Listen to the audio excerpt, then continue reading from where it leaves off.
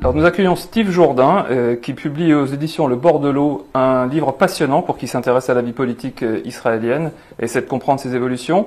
Israël, autopsie d'une gauche, 1905-1995. Alors le titre interpelle, qui dit autopsie dit mort, décès, disparition, il y a un côté définitif. Si l'on observe la déconfiture des gauches multiples, y compris en France, on ne peut effectivement qu'adhérer à cette observation et l'appliquer à toutes les gauches. On voit mal aujourd'hui un nouveau projet social-démocrate se mettre en place, où que ce soit dans le monde, y compris en Israël, si l'on en juge par le résultat des dernières élections. Mais avant de parler de la fin, essayons avec vous, Steve Jourdain, bonjour, bonjour, de remonter aux origines. On peut d'entrée dire que la gauche sioniste s'est littéralement emparée du projet de création d'État d'Israël pour ne plus le lâcher jusqu'en 1977, sans interruption. Alors avant de rentrer dans le vif du sujet, j'ai pas pu m'empêcher d'observer que cette histoire du sionisme socialiste, votre livre aurait aussi pu s'appeler ainsi, eh bien n'a pas été écrite en hébreu, mais bien en français. Et je me suis interrogé sur le pourquoi de cette absence de publication en Israël sur le sujet. Alors la descente aux enfers de la gauche sioniste n'intéresse pas les Israéliens ? C'est pas tellement qu'elle n'intéresse pas, c'est son histoire a souvent été oubliée. Quand on parle avec un Israélien aujourd'hui, si on lui donne quelques noms, à part David Ben Gurion, mais parlez-lui de Gordon, parlez-lui de Brenner, parlez-lui. Pour ça, pour ces Israéliens, pour beaucoup d'Israéliens, il ne faut pas généraliser, pour un certain nombre d'Israéliens, ce sont des noms de rue aujourd'hui. Ouais. Et c'est vrai que c'est assez interpellant de voir que tout un pan de l'histoire de la gauche a été peut-être un peu oublié aujourd'hui en Israël, alors que vous l'avez dit, c'est la gauche sioniste qui a créé l'État d'Israël. C'est un socialisme très radical qui est peut-être dû à l'origine même de cette gauche qui est née, il faut le rappeler, dans la Russie révolutionnaire, début du siècle, 1904-1905.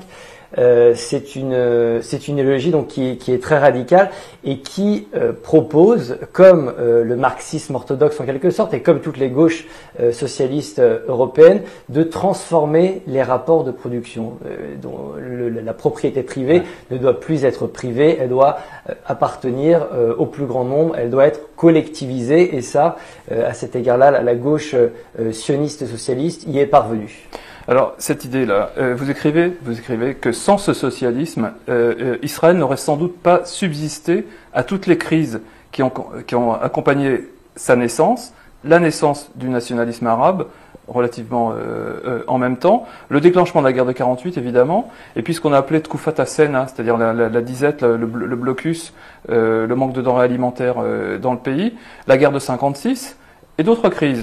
Alors, est-ce qu'un gouvernement inspiré par les thèses de Jabotinsky et mené par Menachem Begin, par exemple, pour ne citer que lui, est-ce qu'il n'aurait pas pu faire le travail, finalement, aussi bien que cette gauche socialiste ? C'est une bonne question. Et peut-être que si la droite avait été au pouvoir au sein de Yishuv, peut-être qu'il n'y aurait pas eu d'État d'Israël. Parce qu'il faut rappeler peut-être que Menachem Begin alors c'est pas le Likoud à l'époque, hein, c'est le Herut, le mouvement révisionniste à la base, refuse le plan de partage. Donc il n'y aurait peut-être pas eu non plus d'État d'Israël, alors qu'effectivement la gauche de Ben Gurion accepte ce plan de partage qui permet finalement la création d'État d'Israël quelques mois plus tard, en 1948. La grande réussite à mon sens de cette gauche sioniste socialiste, c'est d'avoir tout le temps, presque tout le temps, privilégier l'intérêt général sur les intérêts particuliers. Quand je dis intérêt général, c'est les intérêts de la nation sur les intérêts souvent particuliers du mouvement travailliste, de la gauche travailliste et des sectes travaillistes, parce qu'il faut rappeler que il y avait beaucoup de chapelles socialistes, même au sein du très puissant mouvement travailliste, mais toujours il y avait cette idée que l'unité faisait la force, que l'intérêt collectif l'emportait sur les intérêts individuels. Ça a créé beaucoup de conflits entre David Ben Gurion et d'autres chefs socialistes, mais je pense que c'est l'une des très grandes réussites de cette gauche sioniste socialiste. Comment est-ce qu'est née cette gauche sioniste et comment a-t-elle pris en charge finalement le projet de création et de gestion de ce que Herzl appelait le Altneue Land? Comment est-ce que certains de ces juifs, ceux de la deuxième alia surtout, se sont imprégnés des idées collectivistes donc qui était très très vivace évidemment à l'époque. Et puis plus spécifiquement, quelles ont été les influences de personnages comme Aaron David Gordon ou Ber Borochow sur ce mouvement-là? Leur influence a été évidemment décisive pour la coloration sur ce que vous disiez, anti-individualiste, c'est-à-dire vraiment le collectivisme appliqué de façon radicale. La naissance, elle est donc on est au début du siècle. Je commence mon livre à 1905. Il faudrait le commencer en fait un petit peu avant, mais pourquoi 1905 finalement? 1905, c'est la date de création des premiers partis politiques juifs en Palestine. Poalet Zion à Poalet Tzaïr. C'est un moment très particulier pour la communauté juive mondiale, 1905, parce que c'est le début de la révolution, de la première révolution russe contre le régime de Nicolas II, et c'est cette révolution, un certain nombre de jeunes juifs y participent à ces événements et assistent ensuite à la déception des promesses qui avaient été engendrées. Il faut savoir qu'entre 1905 et 1907, il y a un certain nombre de pogroms en Russie et en Pologne. Je crois qu'il y a 700 pogroms. Et la déception, elle est immense. Le ressentiment est immense. Et beaucoup décident alors d'immigrer en Palestine pour vivre leur socialisme en tant que juifs, pour essayer de marier les deux. Et c'est ce mariage entre sionisme et socialisme qui va donner naissance au mouvement sioniste socialiste. Peut-être sur l'idéologie, si vous voulez qu'on y revienne. Vous avez évoqué Borochow, vous avez évoqué Gordon. Ce sont effectivement les deux grands penseurs du mouvement travailliste. Peut-être le plus important à mon sens, c'est Borochow. Souvent, on oublie l'importance de ce penseur, mais il faut savoir que c'est lui qui a donné envie à un certain nombre de jeunes juifs de Russie et de Pologne d'immigrer en Palestine. Pourquoi? Parce qu'il proposait quelque chose d'essentiel. Il proposait une vision déterministe, matérialiste de la solution sioniste. Pour lui, il disait, alors on va peut-être pas rentrer dans les détails parce que c'est assez technique, mais il disait Marx, c'est très bien, mais il nous faut un territoire. Pour pouvoir exercer la lutte des classes, il nous faut un territoire. Ce territoire, il doit être national. Ce territoire, quel doit être ce territoire? Ce sera la Palestine. Pourquoi la Palestine? Pas forcément parce que la Palestine résonne de manière particulière aux oreilles juives, mais parce que c'est un territoire qu'il considérait comme disponible. La question arabe est complètement évacuée chez Borochow, mais c'est un territoire disponible, donc ça doit être la Palestine. Et ces idées de Borochow vont irriguer toute la pensée sioniste socialiste jusque dans les années 50, où un président comme Ben-Zvi qui va faire traduire ses œuvres, les œuvres d'un marxiste, qui va lui-même les faire traduire, et un parti comme le MAPAM va s'inspirer de ces idées jusque dans les années 60-70. Alors revenons à l'autopsie, puisque c'est le titre de votre livre. Ce n'est évidemment pas par hasard que vous avez choisi l'année 1995 pour commencer cette autopsie. Donc c'est évidemment novembre 95, l'assassinat d'Yitzhak Rabin par Yigal Amir. Alors est-ce que Yigal Amir est le fossoyeur de cette gauche sioniste, ou bien est-ce qu'on peut dire que les dirigeants de cette gauche-là avaient déjà bien creusé la tombe du mouvement pendant de longues années? C'est une très bonne question. Effectivement, c'est un peu... on peut répondre à cette question en disant qu'effectivement que la gauche avait creuser son tombeau, et c'est finalement la thèse de mon livre, hein. C'est de dire que ce sont les dirigeants de cette gauche qui l'ont assassiné. Et ils l'ont assassiné, on pourra peut-être revenir sur les causes, mais ils l'assassinent dès les années 80, finalement, parce qu'ils enterrent tout le patrimoine matériel du mouvement travailliste.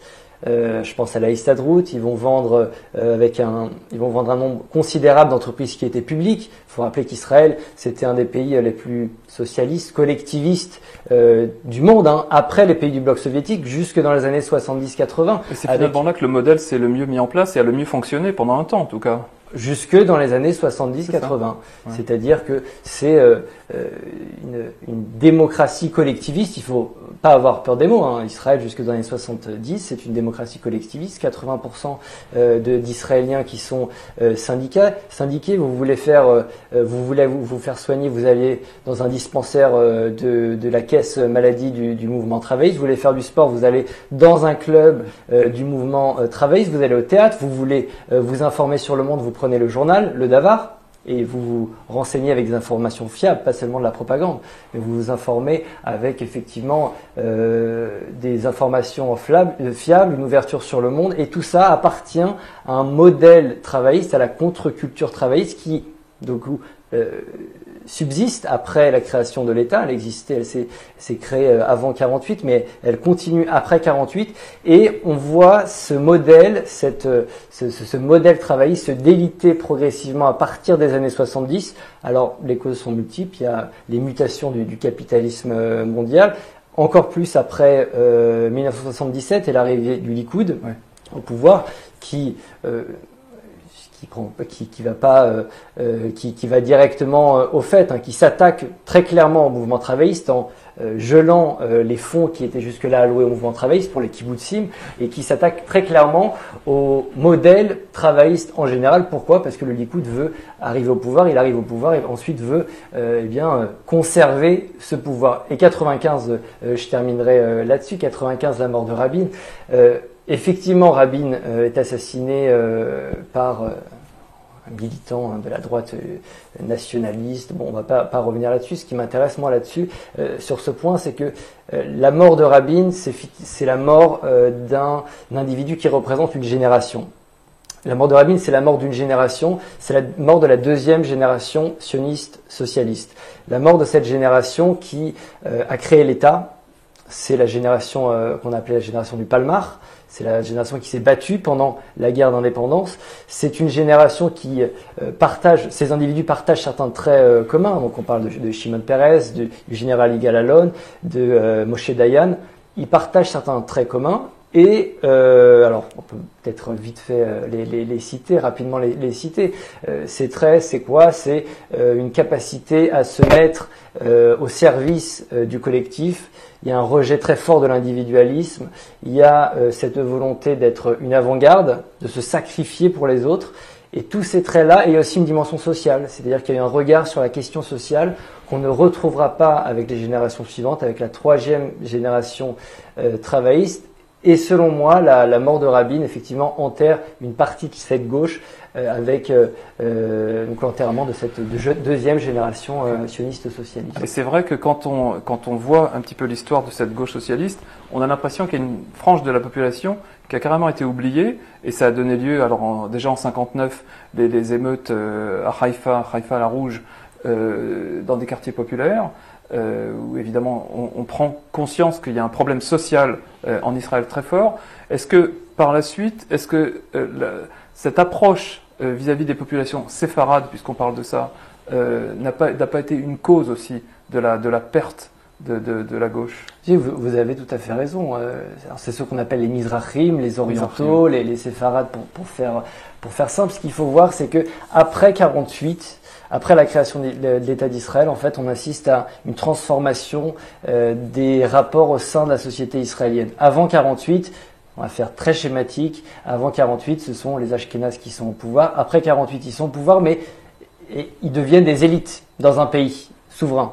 Et ça change beaucoup de choses, c'est-à-dire que les populations qui arrivent après 48, ce sont donc les Mizrahim, les Juifs orientaux, et ces populations-là vont prendre la place des Arabes palestiniens qui ont été expulsés ou qui ont fui, et les Juifs ashkénazes vont, eux, occuper les positions de direction. Ils vont devenir un peu des cols blancs, des patrons dans des entreprises, ils vont devenir des journalistes, des avocats, des permanents du mouvement travailliste. Et donc vous avez cette société israélienne qui se structure entre une élite ashkénaze et une population séfarade qui va occuper toutes les professions dites manuelles. Ça va devenir en fait le prolétariat d'Israël, avec une petite minorité arabe qui est restée après 1948. Et donc cette structuration va expliquer effectivement les développements politiques. 1977, le Likoud arrive au pouvoir, Menachem Begin comment on explique généralement cette arrivée de Menachem Begin au pouvoir, c'est grâce à ces populations séfarades. Menachem Begin, c'est pas le plus séfarade. Non, mais il a su leur parler. Il a su leur parler, il a su jouer sur le ressentiment, parce qu'il y a un vrai ressentiment de ces populations séfarades. Quand elles arrivent en Israël, elles sont souvent méprisées par la population ashkénaze, méprisées culturellement, économiquement, même politiquement. C'est un peu des moins que rien pour l'élite ashkénaze qui est ici, qui elle se considère comme européenne d'appartenance et voit débarquer ces juifs orientaux, ces sauvages, en quelque sorte, avec 1000 guillemets, ces sauvages, mais effectivement il y a une tension très très forte, et Menachem Begin parvient à leur parler, et ce transfert finalement des voix ou ce lien entre droite nationaliste et population séfarade, on le voit encore aujourd'hui et ça explique la victoire de 1977 et peut-être encore aujourd'hui le succès d'un Benyamin Netanyahou ou du Likoud en général. Alors je reviens un peu en arrière. La guerre des 6 jours va chambouler beaucoup de choses en Israël. La question palestinienne va être propulsée sur le devant de la scène. Et du coup, ça va devenir le débat essentiel sur la scène politique israélienne. Mais ce qui va marquer, enfin ce qui va se dessiner en profondeur, ce sont vraiment deux écoles de pensée très nettes qui vont marquer durablement à ce jour la scène politique israélienne. C'est la droite qui devient clairement nationaliste et la gauche socialiste qui vire vers une solution de compromis. On a vraiment les faucons, comme on les appelait, et les colombes. On les appelle toujours d'ailleurs. Mais est-ce qu'il est permis d'être aussi tranché que ça? Est-ce que les frontières entre les deux sont aussi nettes? Est-ce que la réalité n'est pas un peu plus nuancée? Ce qu'il faut voir, c'est que c'est pas en 1900... Enfin, ce clivage commence effectivement en 67. Ouais. Mais il faut bien voir, et j'ai essayé de le montrer dans le livre, c'est à quel point la gauche n'était pas du tout sur ces positions-là en 67. La gauche met 2 décennies avant d'adopter officiellement un point de vue de Colombe, entre guillemets. Et c'est en fait tout l'objet, une bonne partie de l'objet de mon livre. C'est de montrer comment cette gauche qui n'était pas du tout pro-paix, depuis sa naissance jusqu'aux années 80-90, est devenue une gauche pro-paix. Alors j'explique de plusieurs manières. Il y a un changement de génération. Une nouvelle génération va arriver au pouvoir progressivement au sein du mouvement travailliste et ensuite au gouvernement. Et cette nouvelle génération, elle est très intéressante. Pourquoi? Parce que elle n'a pas vécu les traumatismes de la génération précédente. C'est une génération qui n'a pas vécu souvent la guerre d'indépendance. C'est une génération qui n'a pas connu la Shoah. C'est une génération qui ne sait rien de la diaspora, qui ne sait rien de ce qui peut exister derrière la Méditerranée, en Europe, aux États-Unis, qui ne sait absolument rien. Ce sont les Sabras. Ce sont des Sabras qui grandissent en Israël et qui comprennent pas vraiment pourquoi on en est arrivé là, pourquoi il y a un conflit, pourquoi, je caricature un petit peu, mais qui découvrent après 67, parce qu'ils ont participé à ces combats, qu'il y a finalement une question palestinienne. Il y a une question arabe qui n'a pas été résolue et qu'il va falloir maintenant prendre à bras le corps pour pouvoir la résoudre. Et il y a vous avez des gens de cette génération qui ont combattu, qui arrivent à Gaza et qui disent bon bah très bien, on a conquis Gaza. Et maintenant, qu'est-ce qu'on fait? On va faire les gendarmes. On a toujours été cette armée de David contre Goliath. Aujourd'hui, on devient les Goliaths. Et qu'est-ce qu'on fait?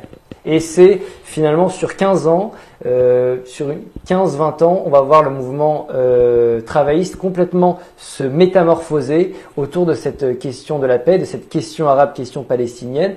Et la gauche va être associée encore aujourd'hui à une gauche qui est complètement pro-paix et qui finalement est aujourd'hui, ou en tout cas dans notre imaginaire, la raison d'être de la gauche travailliste, c'est de faire la paix avec les Arabes, avec les Palestiniens. Et ça, c'est assez nouveau et on l'oublie un peu souvent. Ça n'existait pas avant. Je vous remercie. Je rappelle le titre de votre livre, Israël, autopsie d'une gauche 1905-1995.